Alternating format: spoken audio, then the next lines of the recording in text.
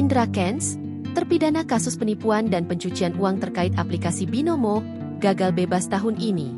Vanessa Hong, kekasih Indra, menyebut bahwa awalnya Indra direncanakan bebas tahun ini setelah mengajukan pinjauan kembali alias PK ke Mahkamah Agung, MA, untuk meringankan hukumannya.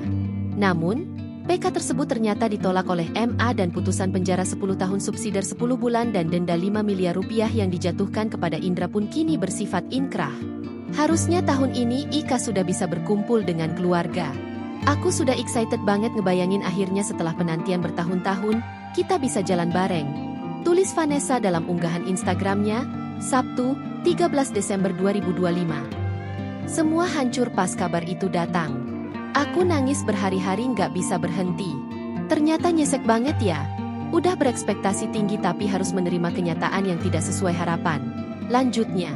Sebelumnya, Indra Kents divonis 10 tahun penjara terkait kasus tindak pidana pencucian uang atau TPPU dan menyebarkan berita bohong dan penyesatan pada November 2022.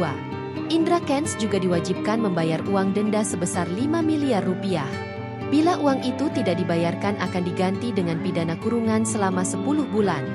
Indra Kents terbukti bersalah atas dan melanggar pasal 45A ayat 1, Jungto pasal 28 ayat 1. Undang-Undang Nomor 19 Tahun 2016 tentang perubahan atas Undang-Undang Nomor 11 Tahun 2008 tentang Informasi dan Transaksi Elektronik serta Pasal 3 Undang-Undang Republik Indonesia Nomor 8 Tahun 2010 tentang Pencegahan dan Pemberantasan Tindak Pidana Pencucian Uang. Download Tribun X sekarang, menghadirkan lokal menjadi Indonesia.